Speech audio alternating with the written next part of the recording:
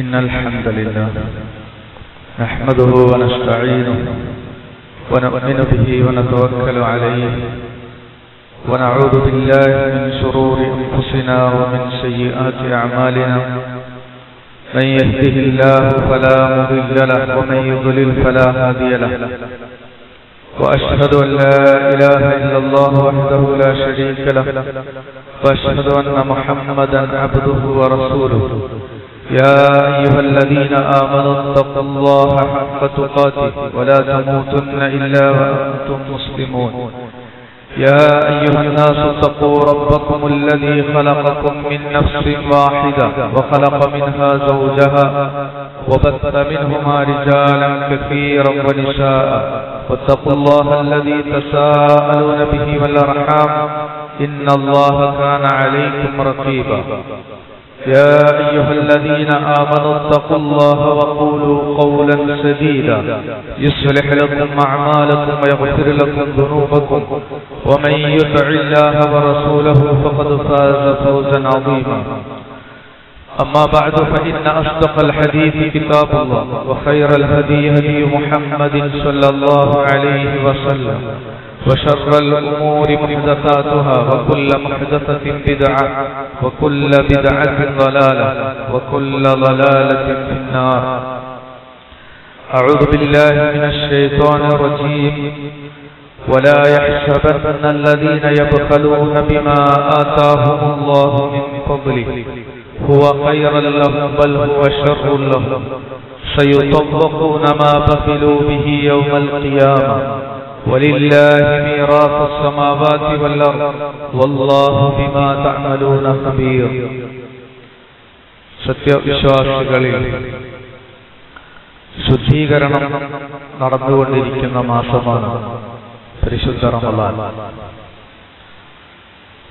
മനസ്സിന്റെ ശുദ്ധീകരണമാണ് അല്ലാഹു ലക്ഷ്യമാക്കുന്നത്. ശുദ്ധീകരണ പ്രക്രിയയിൽ ഏർപ്പെടുന്നവരെ അല്ലാഹു സുബ്ഹാനഹു വ തആല ഇഷ്ടപ്പെടും. ഇന്നല്ലാഹ യുഹിബ്ബു തവ്വാബീന വ യുഹിബ്ബുൽ മുതത്വഹിരീൻ. രണ്ട് രൂപത്തിലുള്ള ശുദ്ധീകരണ പ്രക്രിയയിൽ ഏർപ്പെടുന്നവരെയും അല്ലാഹു ഇഷ്ടപ്പെടുന്നു. ഒന്ന്, വിശുദ്ധ ഖുർആൻ തൗബ എന്ന് പ്രയോഗിച്ചത് ഈ ശുദ്ധീകരണത്തിനാണ്.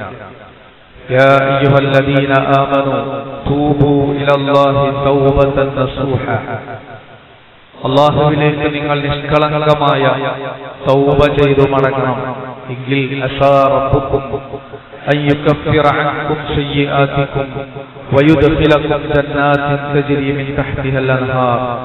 നിങ്ങളുടെ പാപങ്ങൾ പുറത്തു തന്ന് താഴ്ഭാഗത്തു കൂടി അരുവികൾ ഒഴുകുന്ന സ്വർഗീയ ആരാമത്തിൽ അവൻ നിങ്ങളെ പ്രവേശിപ്പിക്കും. ആന്തരികമായ ശുദ്ധീകരണം നടത്തിയവരെ, തൗബത്തുൻ നസൂഹ് നടത്തിയവരെ. മനസ്സിന്റെ ശുദ്ധീകരണം പൂർത്തിയാവാൻ ആവശ്യമായ മറ്റൊരു ശുദ്ധീകരണമാണ് ധനത്തിന്റെ ശുദ്ധീകരണം.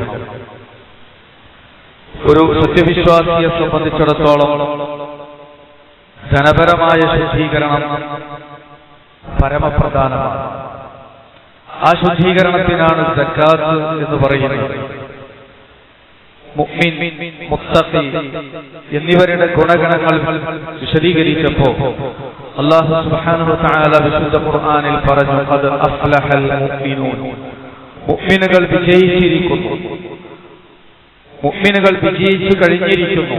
അവർ വിജയിക്കാൻ നിദാനമായ ചില കാര്യങ്ങളെ തുടർന്ന് വിശദീകരിച്ചു. അല്ലദീന ഹും ഫീ സ്വലാത്തിഹിം ഖാശിഊൻ والذين هم عن اللغو معرضون والذين هم للزكاة فاعلون والذين هم للزكاة فاعلون. അവർ സക്കാത്ത് നിർവഹിക്കുന്നവരാണ്, സക്കാത്ത് നൽകുന്നവരാണ്. സക്കാത്ത് നൽകുന്ന വിശ്വാസികളാണ് വിജയിച്ചിട്ടുള്ളത്. വിജയിച്ച മുഅ്മിനിന്റെ ലക്ഷണമാണ് അവിടെ എടുത്തു പറഞ്ഞത്. ഇനി സ്വർഗീയ ആരാമത്തിൽ വസിക്കുന്ന മുത്തഖീങ്ങളുടെ ഗുണം പറഞ്ഞെടുത്ത് ഇന്നൽ മുത്തഖീന ഫീ ജന്നാത്തിൻ വഅയൂൻ. മുത്തഖീങ്ങൾ സ്വർഗീയ ആരാമത്തിലാണ്, സ്വർഗീയ അരുവികളിലാണ്.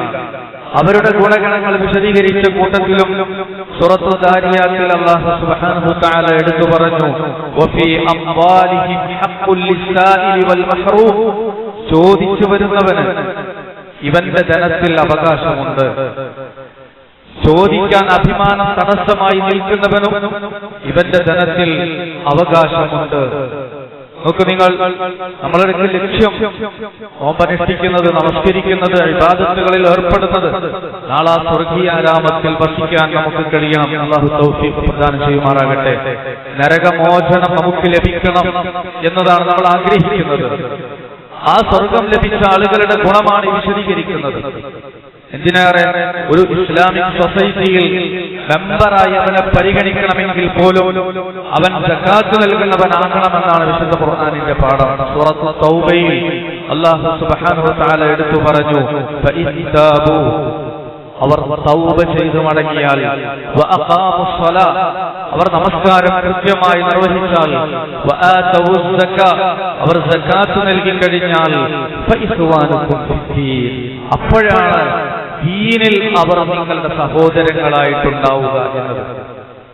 അപ്പൊ ഒരു ഇസ്ലാമിക് മെമ്പർ, ഒരു ഇസ്ലാമിക് സൊസൈറ്റിയിൽ മെമ്പർ ആകണമെങ്കിൽ പോലും ധാർമ്മികമായ സക്കാത്ത് നൽകിയിരിക്കണമെന്നതാണ്. സക്കാത്ത് മുഖേന അല്ലാഹു സുബ്ഹാനഹു തആല ലക്ഷ്യമാക്കുന്നത് ഇഹലോകത്തെ പുരോഗതിയും പരലോകത്തെ പുരോഗതിയും വളർച്ചയുമാണ്. സക്കാത്ത് എന്ന പദത്തിന്റെ അർത്ഥം തന്നെ അതാണ്, പുരോഗതി, വളർച്ച, ശുദ്ധീകരണം എന്നൊക്കെയാണ്. ഖുദ് മിൻ അംവാലിഹിം സദഖ, അവരിൽ നിന്ന് നിങ്ങൾ സക്കാത്ത് പിരിക്കണം. എന്തിനാണത്? തുസക്കീഹിം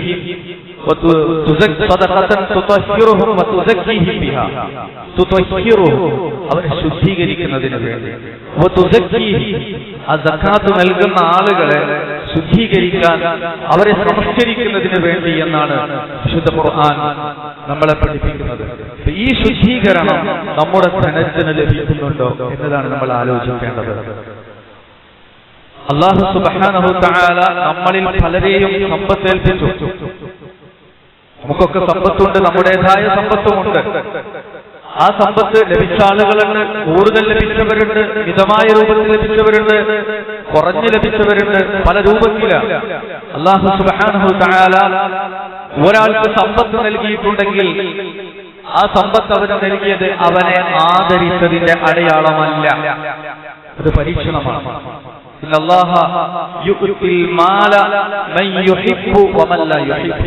അല്ലാഹ് ഇഷ്ടപ്പെട്ടവർക്കും ഇഷ്ടപ്പെടാത്തവർക്കും സമ്പത്ത് അവൻ കൊടുക്കും.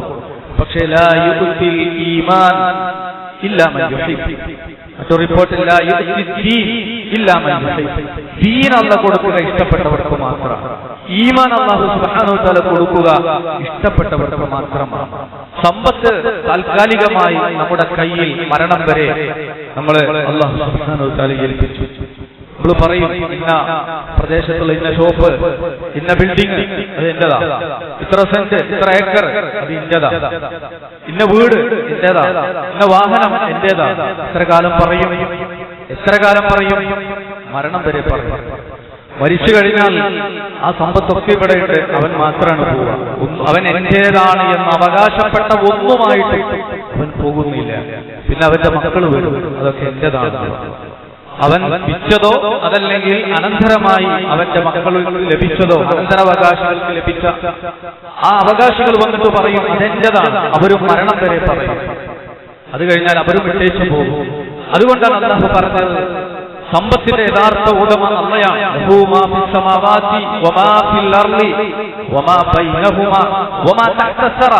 ആകാശത്തുള്ളത് അവന്റേതാ, ഭൂമിയിലുള്ളത് അവന്റേതാ, ആകാശ ഭൂമികൾക്കിടയിലുള്ളതും അവന്റേതാ.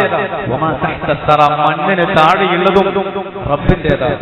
യഥാർത്ഥ ഉടമ റഹ്മാനായ റബ്ബ് മാത്രമാണ്.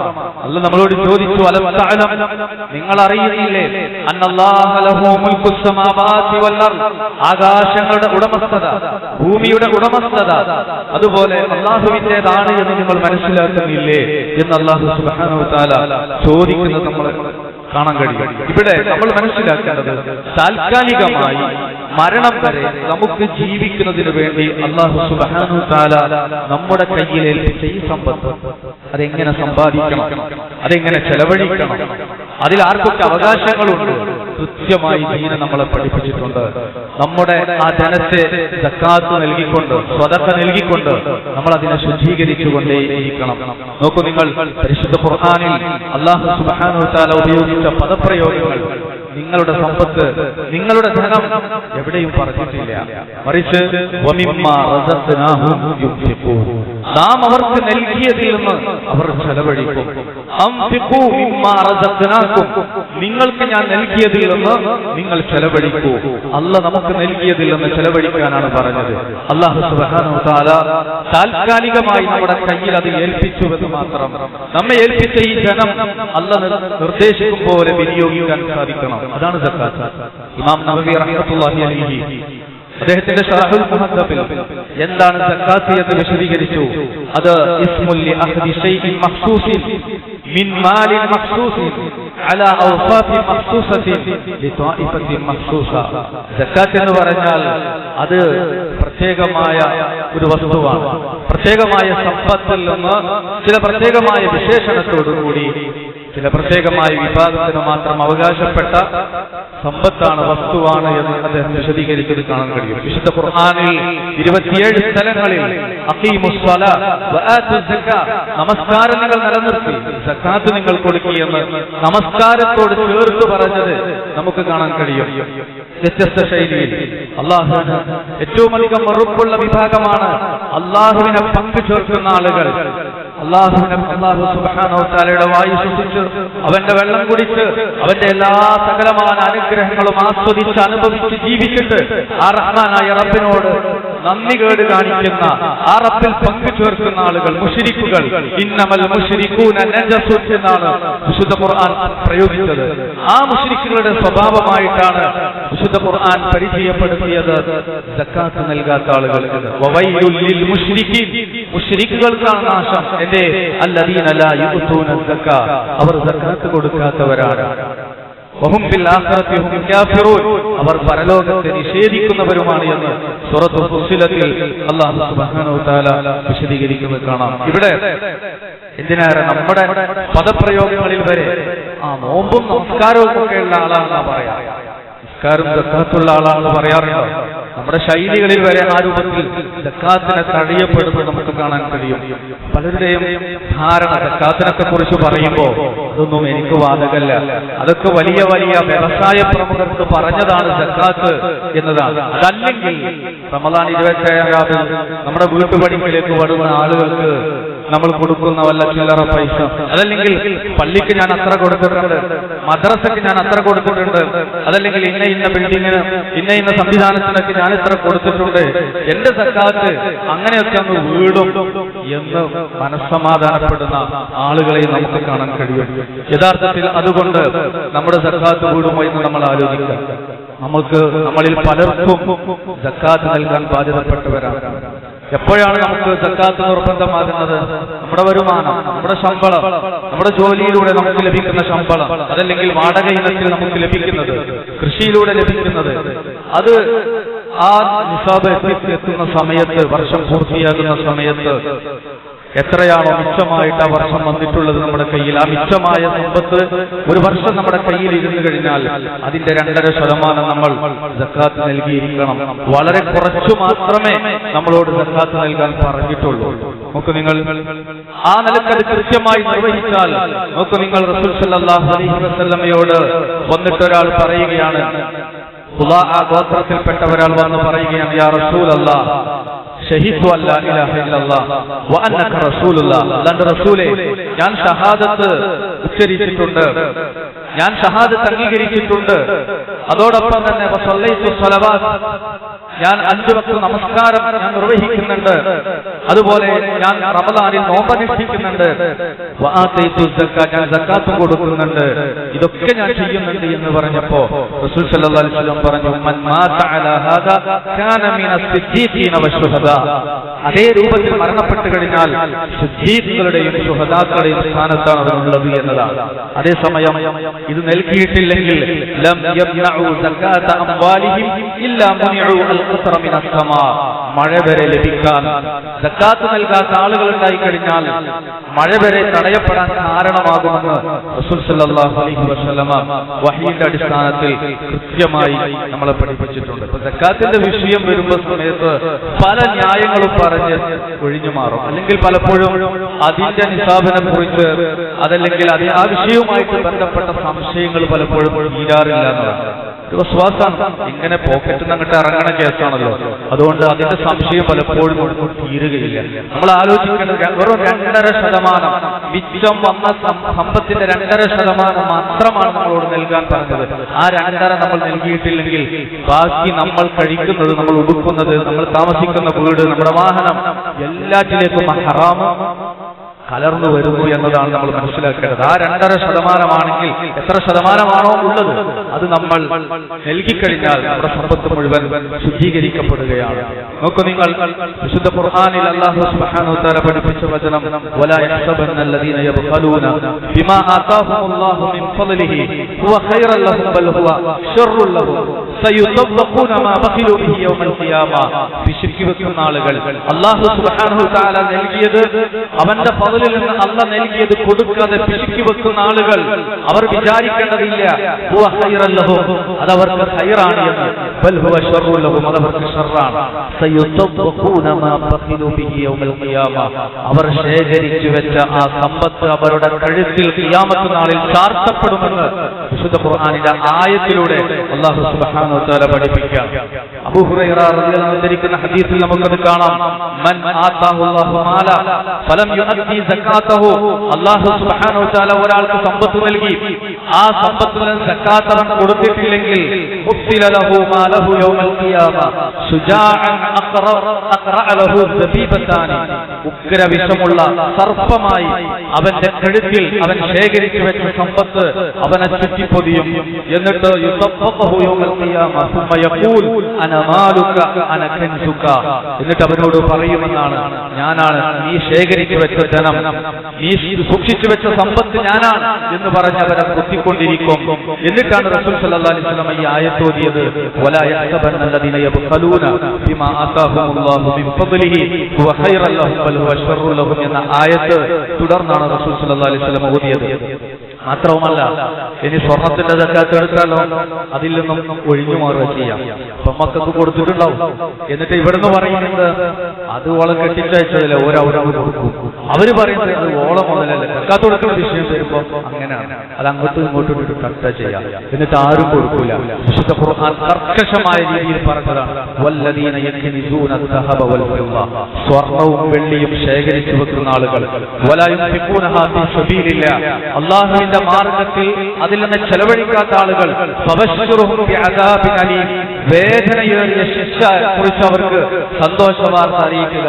എന്നിട്ട് പറഞ്ഞത് യൗമ യുഹ്മാ അലൈഹാ ഫീ നാരി ജഹന്നം, യൗമ യുഹ്മാ അലൈഹാ ഫീ നാരി ജഹന്നം, ആ ശേഖരിച്ചു വെച്ചത് ചൂടുവെക്കപ്പെടും നരകത്തിൽ വെച്ച്, ഫീ നാരി ജഹന്നം ഫതുഖ്വാ ബിഹാ ജിബാഹുഹും വജുനൂബുഹും വജുഹൂറുഹും, അവരുടെ നെറ്റിയിലും പാർശ്വഭാഗത്തും അവർ ചൂടുവെക്കപ്പെടും. അവർ ശേഖരിച്ചു വെച്ച സ്വർണവും വെള്ളിയും, സക്കാത്ത് കൊടുക്കാത്ത സ്വർണവും വെള്ളിയും. അവരോട് പറയപ്പെടും, ആദാമാ കനസ്തും ലി അൻഫുസികും, നിങ്ങൾ നിങ്ങൾക്ക് വേണ്ടി സൂക്ഷിച്ചു വെച്ചതാണിത്, ഫദൂഖൂ മാ കുൻതും തക്നിസൂൻ, അതുകൊണ്ട് നിങ്ങൾ സൂക്ഷിച്ചു വെച്ചത് നിങ്ങൾ ആസ്വദിക്കുക, അനുഭവിക്കുക എന്ന് അവരോട് പറയപ്പെടുമെന്നാണ്. അതുകൊണ്ട് സഹോദരങ്ങളെ, അത് അർഹതപ്പെട്ട ആളുകൾക്ക് നമ്മൾ മാറ്റിവെക്കണം. ഒരു സ്ത്രീ റസൂൽ സല്ലല്ലാഹു അലൈഹി വസല്ലമയുടെ അടുക്കലേക്ക് വന്ന സന്ദർഭത്തിൽ ആ സ്ത്രീയുടെ മകളുമുണ്ടായിരുന്നു കൂടെ. അവളുടെ കയ്യിൽ സ്വർണത്തിന്റെ 2 വളകളുണ്ടായിരുന്നു. റസൂൽ സല്ലല്ലാഹു അലൈഹി വസല്ലമ ചോദിച്ചു, അതുഅതീന സകാത ഹാദാ, ഇതിന്റെ സകാത്ത് കൊടുത്തിട്ടുണ്ടോ എന്ന് ചോദിച്ചു. ലാ എന്ന് പറഞ്ഞു. ഇല്ല എന്ന് പറഞ്ഞപ്പോ തിരിച്ചു ചോദിച്ചത്, അയസുറുകി അൻ യുസഫിറകില്ലാഹു ബിഹിമാ യൗമൽ ഖിയാമ സിവാറൈന മിനൻ നാർ, ഇവ കാരണത്താൽ തീയിനാലുള്ള 2 വളകൾ അല്ലാഹു നിങ്ങളെ ധരിപ്പിക്കുന്നത് നിങ്ങൾക്ക് ഇഷ്ടപ്പെടുമോ എന്ന പ്രവാചകന്റെ ഒറ്റ ചോദ്യം വന്നപ്പോ അത് 2 മൂരിയിട്ട് അവർ നൽകിയതായി നമുക്ക് കാണാൻ കഴിയും. എത്ര ഗൗരവത്തിലാണ് റസൂൽ സല്ലല്ലാഹു അലൈഹി വസല്ലം വിഷയം പഠിപ്പിച്ചത്.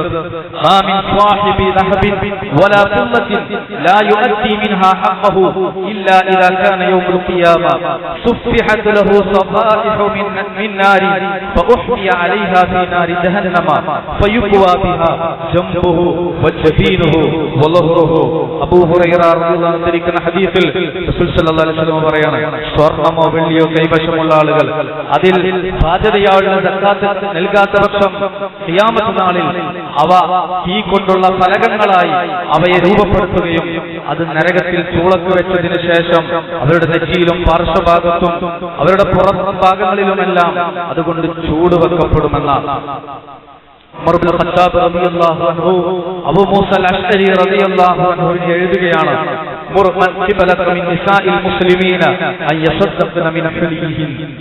മുസ്ലിം സ്ത്രീകളോട് അവരുടെ ആഭരണങ്ങളിൽ നിന്ന് സക്കാത്ത് നൽകാൻ കൽപ്പിക്കണമെന്ന് പറഞ്ഞുകൊണ്ട് ഉമർ ഇബ്നു ഖത്താബ് റളിയല്ലാഹു അൻഹു അബൂ മൂസ അൽ-അശ്അരിക്ക് എഴുതിയതായിട്ട് നമുക്ക് കാണാൻ കഴിയും.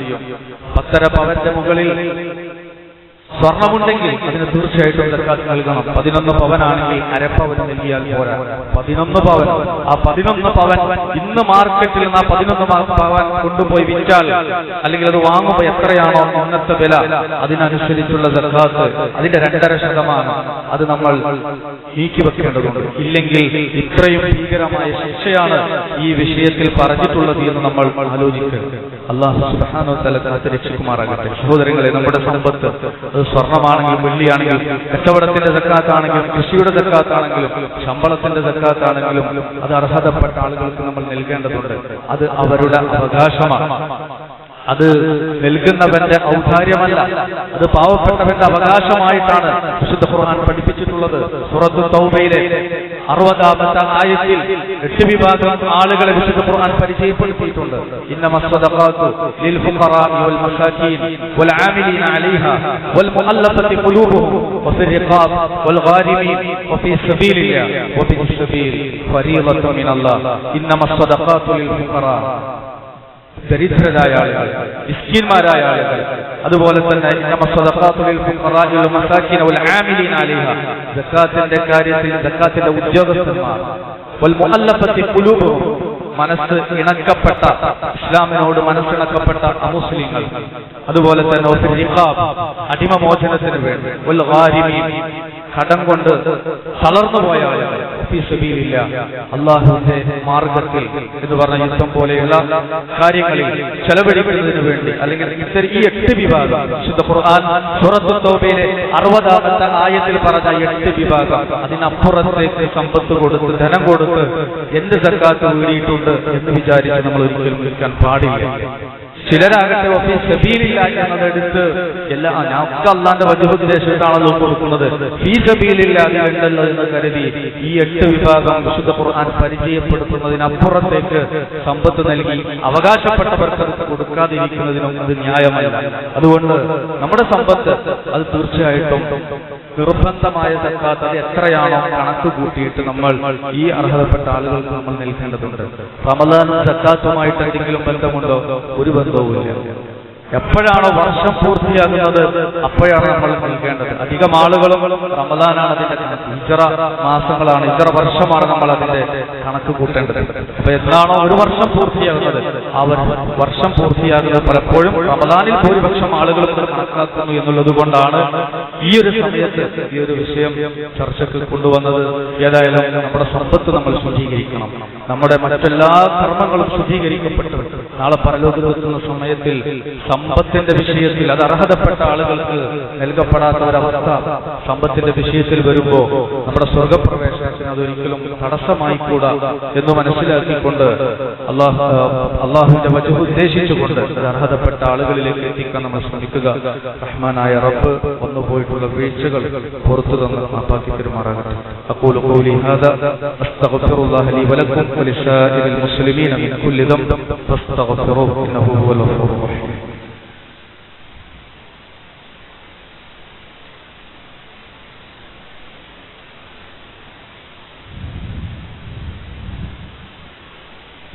الحمد لله حمدا كثيرا طيبا مباركا فيه والصلاة والسلام على من لا نبي بعده وعلى آله وأصحابه أجمعين أما بعد اتقوا الله عباد الله. സഹോദരങ്ങളെ സഹോദരികളെ, അല്ലാഹുവെ സൂക്ഷിക്കണമെന്നൊരിക്കൽ കൂടി ഉണർത്തുകയാണ്, വസിയത്ത് ചെയ്യുകയാണ്. ഹിജ്റ 2-ാം വർഷം റമദാൻ 17-നാണ് ചരിത്ര പ്രസിദ്ധമായ ബദർ യുദ്ധം നടന്നത്. ധാരാളം പാഠങ്ങൾ ബദർ നമുക്ക് നൽകുന്നുണ്ട്. ബദറിൽ വിശ്വാസികൾക്ക് ധാരാളം സഹായം അല്ലാഹുവിന്റെ ഭാഗത്തു നിന്ന് ലഭിച്ചിട്ടുണ്ട്. അല്ലാഹു സുബ്ഹാനഹു വ തആല അത് എടുത്തു പറഞ്ഞു, വലഖദ് നസറക്കുമുല്ലാഹു ബിബദരി വഅൻതും അദില്ല. നിങ്ങൾ തുച്ഛമായ ആളുകളായിരിക്കെ ബദറിൽ അല്ലാഹു നിങ്ങളെ സഹായിച്ചിട്ടുണ്ട്. ആ വ്യത്യസ്തമായ സഹായം മലക്കുകളെ ഇറക്കിക്കൊണ്ട് ശത്രുക്കളുടെ മനസ്സിൽ ഭയമിട്ട് കൊടുത്തുകൊണ്ട് വിശ്വാസികളെ ഇരട്ടിയായി കാണിച്ചു കൊടുത്തുകൊണ്ട് ഒരു പ്രത്യേക രൂപത്തിലുള്ള മഴ വർഷിപ്പിച്ചുകൊണ്ട് വിശ്വാസികൾക്ക് അല്പസമയം നിദ്ര മയക്കം നൽകിക്കൊണ്ട് വ്യത്യസ്തമായ സഹായത്തിന്റെ രീതികൾ വിശുദ്ധ ഖുർആൻ നമുക്ക് വിശദീകരിച്ചു തന്നിട്ടുണ്ട്.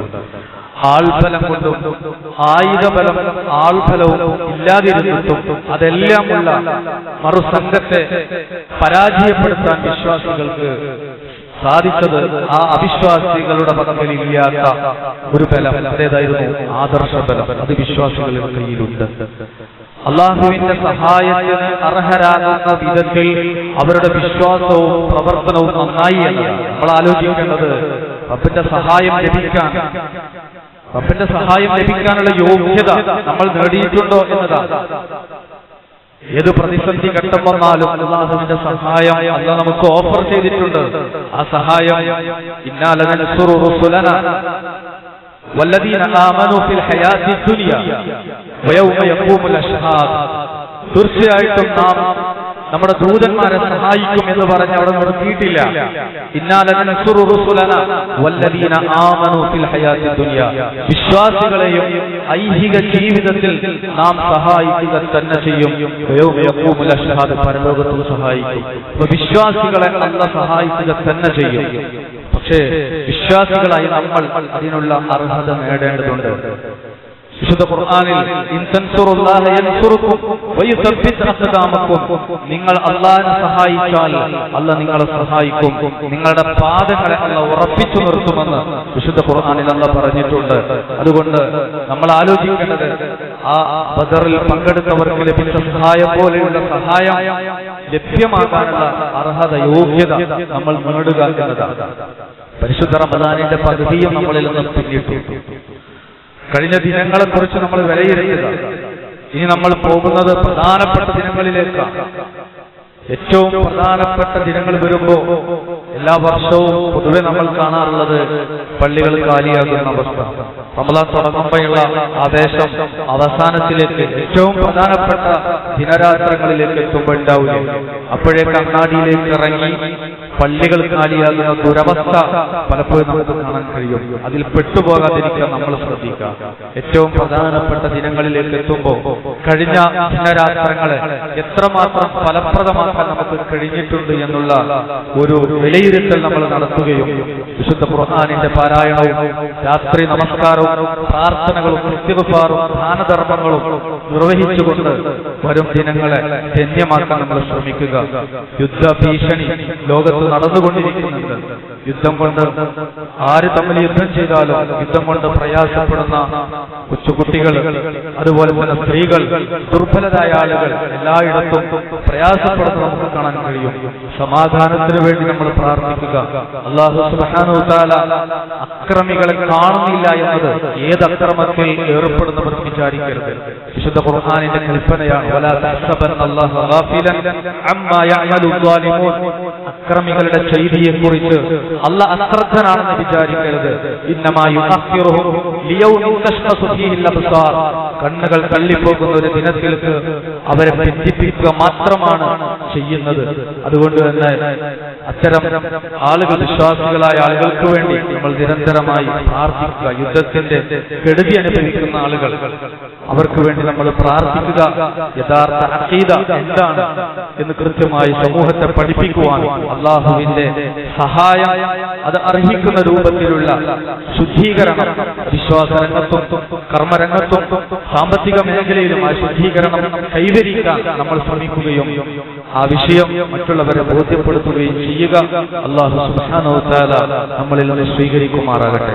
സഹോദരങ്ങളെ, ജാമിയക്ക് കീഴിൽ, ജാമിയ അൽ ഹിന്ദിന് കീഴിൽ തമിഴ്നാട്ടിൽ സേലത്ത് സ്ഥാപനം ഒരുപാട് മക്കൾ ഹിഫ്ള് പഠിക്കുന്ന, അതുപോലെ തന്നെ ശറഇയ്യ കോഴ്സ് പഠിക്കുന്ന തമിഴ്നാട്ടിൽ 3 ഏക്കറോളം വരുന്ന സ്ഥലം, അവിടെ നല്ലൊരു ക്യാമ്പസ് ജാമ്യക്ക് വേണ്ടി വഖഫ് ചെയ്ത് നല്ല രൂപത്തിൽ നടന്നുകൊണ്ടിരിക്കുന്നു.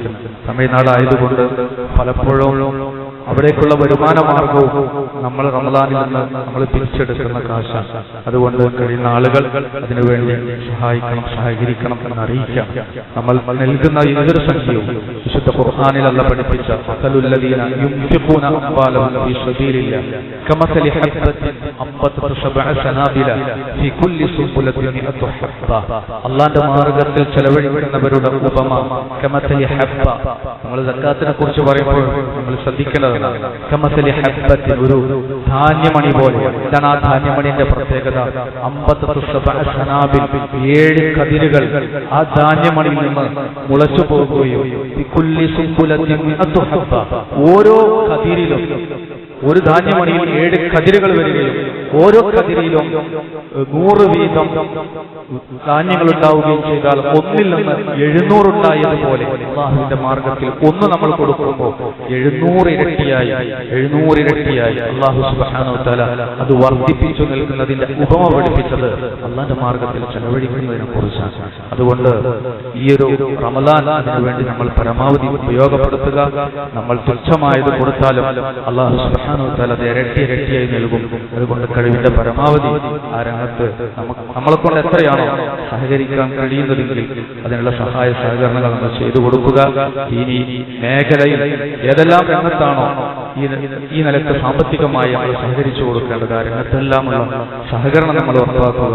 അല്ലാഹു സുബ്ഹാനഹു വ തആല എല്ലാ നിലക്കും ശുദ്ധീകരിക്കപ്പെട്ട് ഈ റമദാനിൽ സ്വർഗീയ ആരാമത്തിലേക്ക് കുടുംബസമേതം പ്രവേശിക്കുന്ന ആളുകളുടെ കൂട്ടത്തിൽ നമ്മെ ഉൾപ്പെടുത്തി അനുഗ്രഹിക്കുമാറാകട്ടെ. നരകമോചനം നൽകുന്നവരുടെ കൂട്ടത്തിൽ നമ്മെല്ലാവരെയും ഉൾപ്പെടുത്തി അനുഗ്രഹിക്കുമാറാകട്ടെ. വന്നുപോയിട്ടുള്ള വീഴ്ചകൾ റബ്ബ് പുറത്തു തന്ന് മാപ്പാക്കി തരുമാറാകട്ടെ.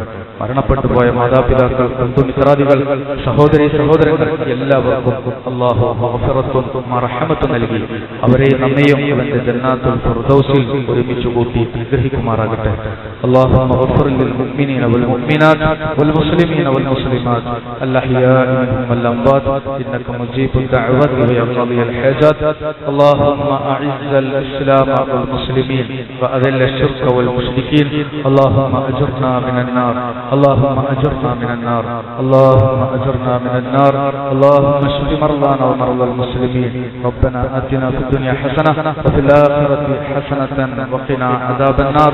ربنا تقبل منا صلاتنا وصيامنا وقيامنا ودعاءنا يا رب العالمين، وتب علينا إنك أنت التواب الرحيم. توفنا مسلمين والحقنا بالصالحين والحمد لله رب العالمين.